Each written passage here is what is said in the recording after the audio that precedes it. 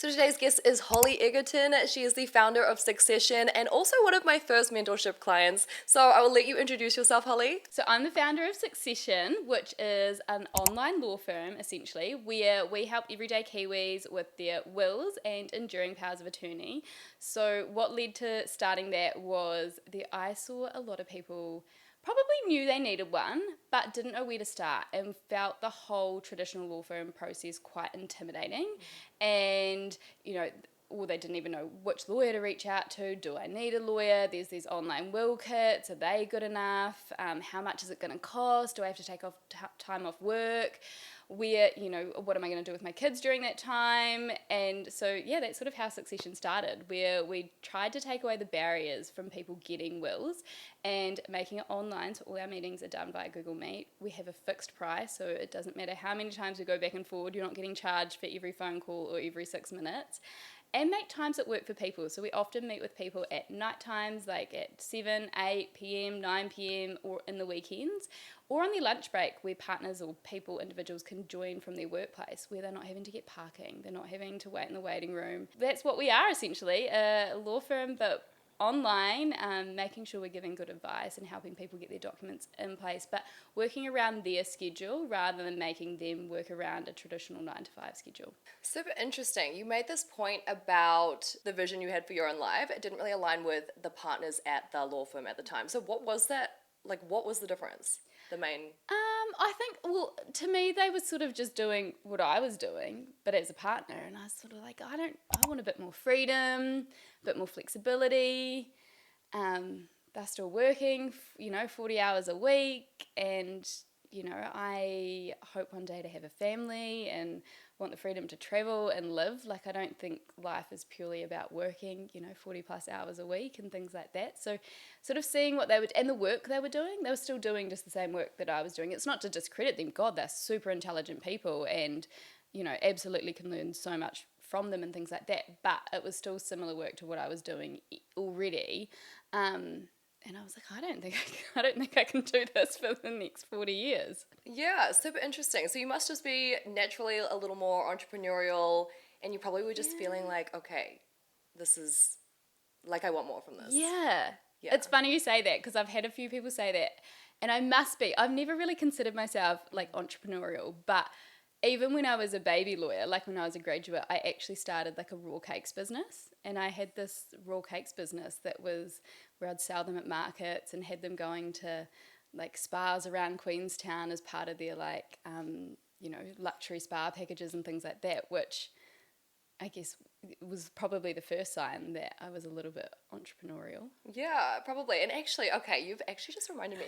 I actually studied law for 2 hours. I enrolled in law, like a law and business conjoint. Yeah. I got the textbooks. Oh my God, it was so big. Like this big. I went to the lecture and I looked at the textbook. I was like, I think I have to return this. I literally returned it after the class and was like, it's just not for me. Like, it's very, you've got to consume a lot of content. Funny you bring up textbooks though. So I was not the lawyer, like typical high school student who you would think was going to go to law school. Like I was definitely more like the sporty kid at school. I was not the smart kid. I was not the girl studying for exams. I was not doing my homework. I probably didn't attend school all that much in 7th form. Like I did what I had to do to pass. So me going to do law was quite rogue, I'm going to say, to everyone. They're like, okay. I was probably like a little bit argumentative, my parents would say. So like, oh yeah, maybe you can go be a lawyer. But it was quite out of left field that I was off to go to law school. And it was only because I'd done a personality test and they sort of said one of the career options would be a lawyer. And I didn't know anybody in my family. Nobody in my family's a lawyer. I didn't know any lawyers. And I was like, oh, okay, went to law school. I was so naive, which I think helped me. So coming back to the textbook thing, a week before our final exam, so in law school, you study for the whole year and then you take 2 3-hour exams to see if you get in. So you have to do first year where like everybody does first year, and then to get into second year, you have to like be in a certain percentage and they only take a certain amount of students. And a week before the exam, I found out we had readings and we were meant to read textbooks the entire year. I hadn't read a single textbook. Oh no. I know. Oh my. And I was like, I don't think I can do a year's worth of textbook reading in like 2 weeks prior to my exam. And then thought, okay, I haven't done the textbook readings, but I went to class. Like, at least I went and listened. And I reckon I'm a listening/visual learner. So I was like, I don't need to read the textbooks. Like, I'll be fine. And thankfully I was. Like, I got in, so it all worked out. But yeah, I think if I'd taught the textbooks as well, I'd have been like, oh. So much? Yeah. Well, I feel like that what they say about like C's get degrees. That was one law paper for me. I was like, just let me pass this paper. Pass. Yeah. I mean, I think the saying is like saying entrepreneurs are often C students. Yeah. I think that's what I was trying to say. And it's true. I ended on like I think a C plus. But you know, you passed. Yeah, and we got in. If I was an A, I think it's more concerning. Yeah. You're not entrepreneurial Yeah, necessarily. yeah, no, I agree. Yeah. They say that about lawyers now. They're saying, you know, your A++ students are possibly not where the people that are going to be getting hired moving forward out of law school purely because of AI. And, you know, your A+ students are really good at the research and the detail and things like that, but you've got AI that can do stuff like that now. And it's the personality that goes along with the knowledge. It's not to discredit that you don't have the knowledge or anything like that, but you may not be the knowledge A+ student, but you know it and you can then communicate it in a way that's more palatable to people, that they're going to go, well, I'm going to use you because I relate to you and you're explaining it in terms that I understand. So I rate the B students. Like, we're doing fine. Yes, just justification. So 8 years as a lawyer and then finally deciding to sort of shake it up. So traditionally that field is quite conservative. Very. So how does everyone feel? I don't know if people in that industry have some type of feeling about how you've come out trying to change things, being really open on social media as well. Yeah. Have you had any pushback? I have, but in equal parts, it's actually been really cool. There has been, I'm going to say, equal parts of support.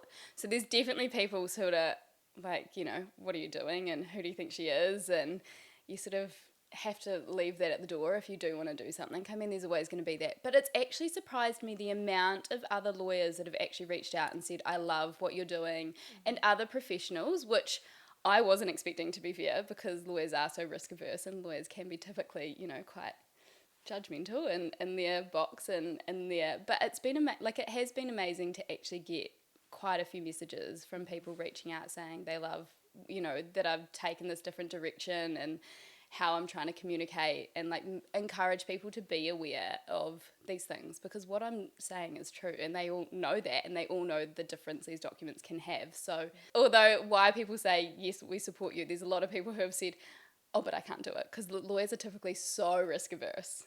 So they say, oh, like, I'd love to do it and I love what you've done, you know, but it's interesting to see how many will actually take the leap and do it, because I'm like, go do it, it'd be awesome. But So they're scared of getting judged, is that it? oh, I don't know. I think it's maybe like the loss of the secure income and all those types of things. I think that's probably more it. You know, as a lawyer, when you're advising someone, your job to make sure you're covered is always to tell people like worst case scenario.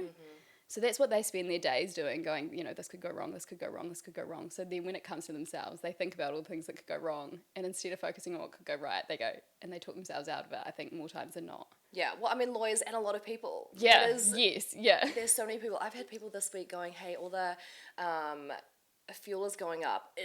Can I still start a business? I'm like, hold on, that's been happening for 1 week. It's probably going to settle in another week. This is an excuse for you to not take action and also give yourself that doubt. Yeah, you can always find a reason. Like, if you want to, you'll find a reason not to do it. It's Totally.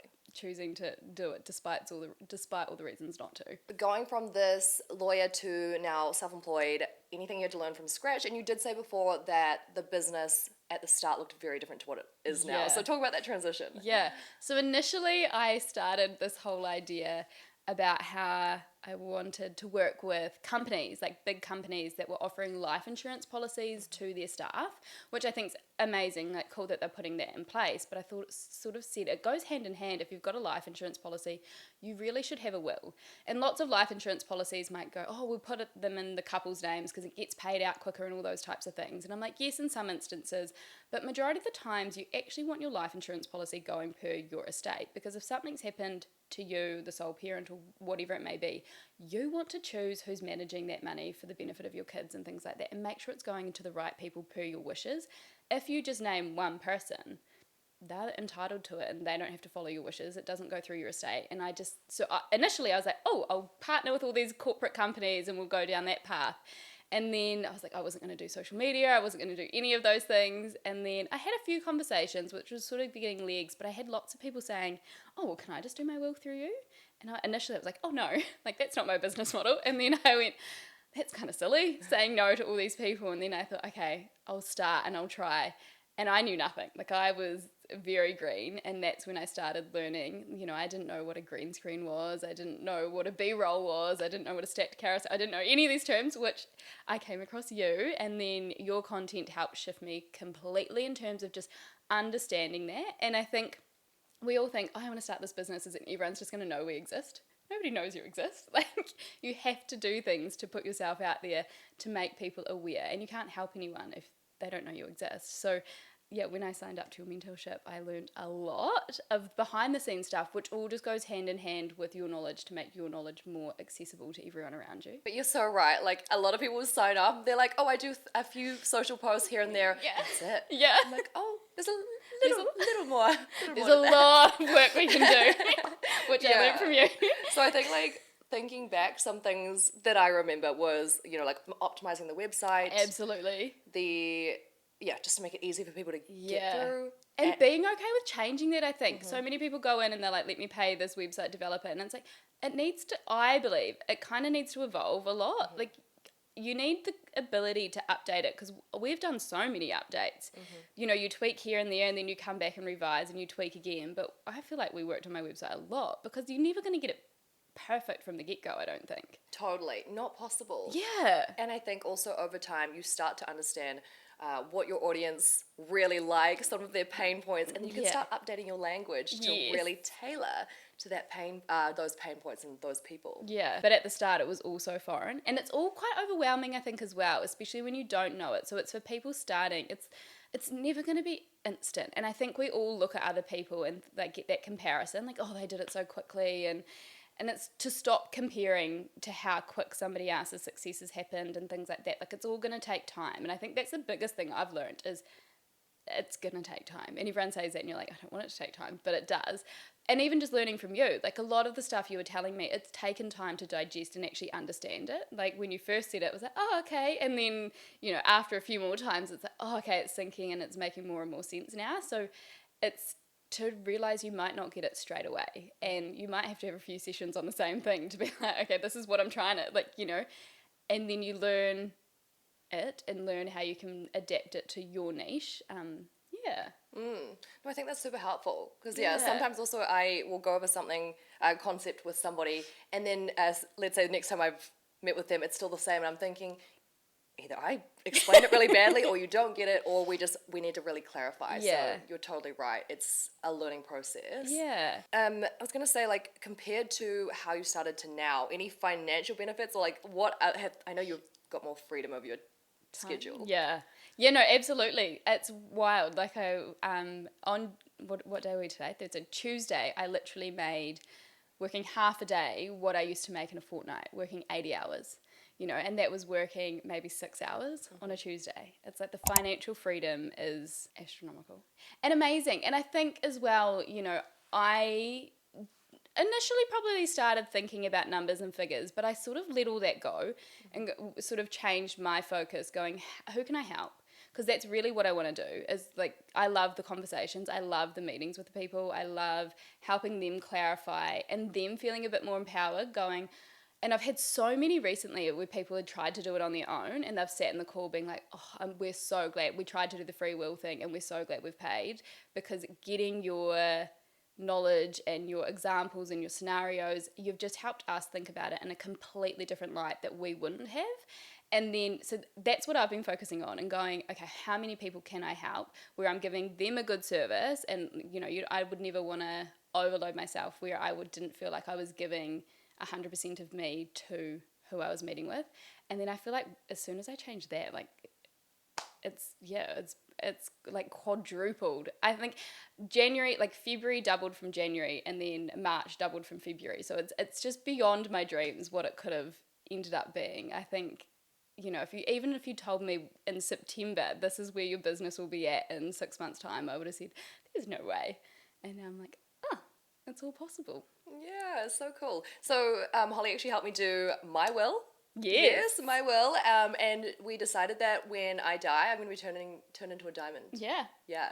We've put that down. It's amazing the amount of things that people come up with. I love it. Like, it's cool to hear what people can do. And you can do things, which is amazing, you know. And it's nice that, you know, people can turn their mind to things like that. Mm-hmm. Well, I mean, I didn't know it existed, so, you know, it was so great to have you clarify the whole process. Because also, I feel like it's one of those things, yes, some people put off because, you know, busy with your life, but very important. Very important. Very important. Yeah. I don't know if we can say this, but enduring powers of attorney is something we're going to chat about as well, which are equally important, particularly for business owners, which is something I've been trying to communicate to people, because I think wills, we all kind of know we need them. We all sort of know what they are. But enduring powers of attorney is something where I think not a lot of people are educated on them, and that's sort of where you might lose capacity. And we often think, oh, that's like when we're old, like Alzheimer's, dementia, which, I mean, it's absolutely relevant then. Although people are not that old getting early onset, like dementia. People getting that in their 60s, and I'm like, that's terrifying. These documents are equally important because you can have people, like, you can have a stroke. You know, I know women in their 30s that have had strokes, and, you know, from that you can have to learn how to walk again and talk again. And in those times, like, who's paying your staff? Who's paying your rates? Who's paying your mortgage? Who's paying your lending? And a lot of people might go, oh, I own a house with my partner, or we're in a relationship and things like that.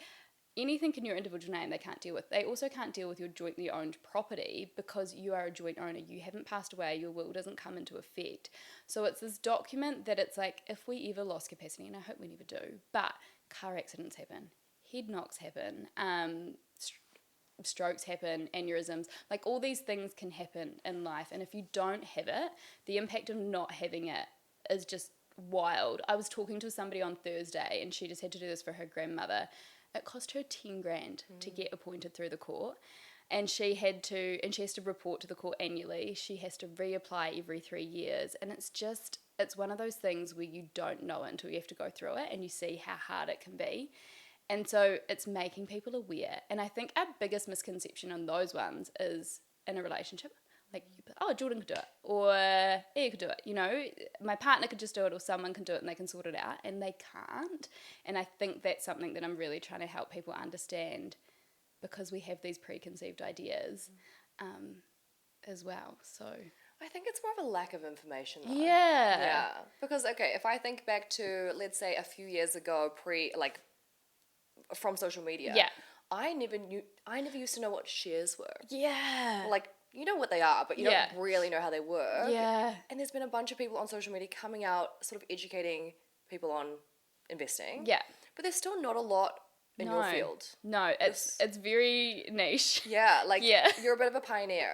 I know, even when we were looking at the start to see if other people were doing it, like, can we get some ideas about other people doing this? And it's so hard because at the moment, there's not many people doing it, and not many people talking about it, or talking about it in a fun way as well. Like, it's a pretty hard topic. Like, anyone that comes to tell me that they can't put their business on social media because who are they? Like a mortgage broker or something like that. And I was like, sorry.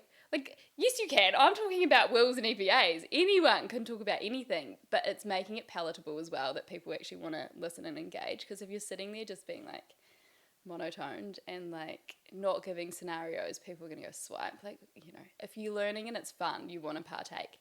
But I think that's so cool. A friend of mine, we were talking about what you just raised there, about how there's so much education out there now because of social media, how privileged we are compared to our parents, who just would never have had access to the type of information that we do now. And like even just getting access to you by doing a mentorship, like how much that changed my life, you know, that's all out there now. People just have to be willing to do it. Yeah. And actually, this brings up another really interesting topic. Like, I was writing something about this the other day, and it was, at school, we learn Shakespeare. We learn like 3 different languages.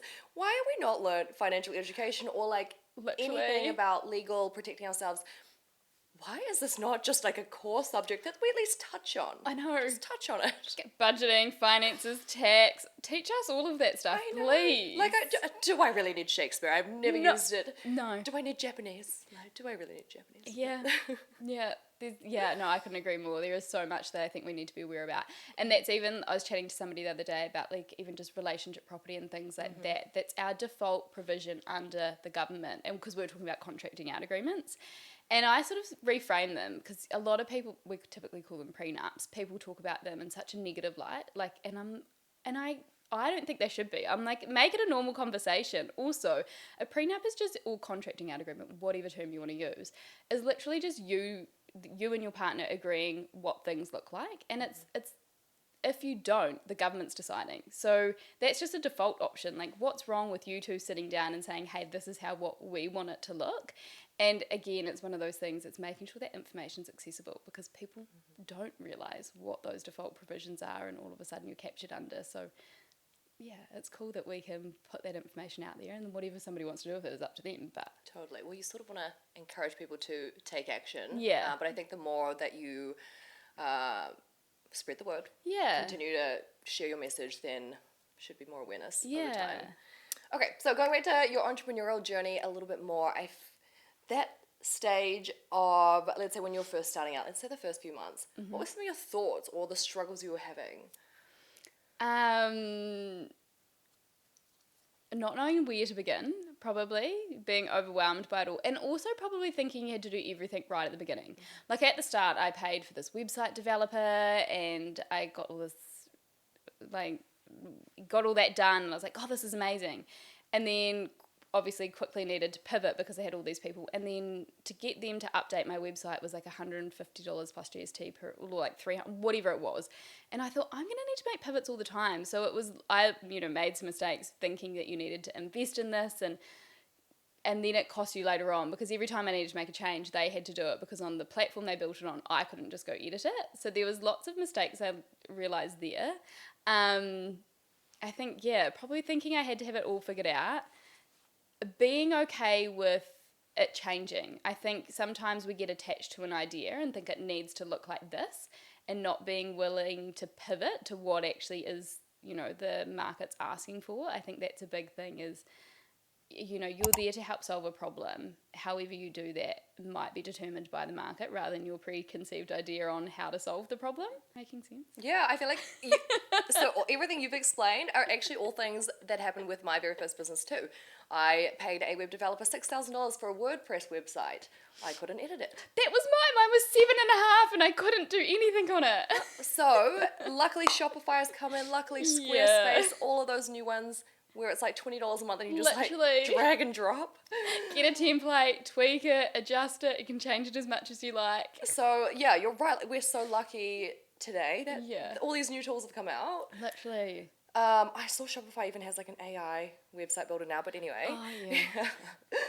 It's going to be doing so much for us. I know. So, yeah, it's funny. These same startup sort of issues you had, I actually experienced that one. Yeah.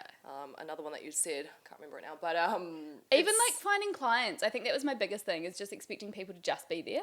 And it's like, you actually do need a marketing brain. Like, as much as people want to say they're not in sales or they're not in marketing, like if I tried to sit here and say I'm a lawyer, I'm not a marketer and I'm not in sales, it's like, that's not true. And people put such a negative association to the word sale, and it's like, well, no, all you're doing is advocating or making people aware of your skill and how you can help them.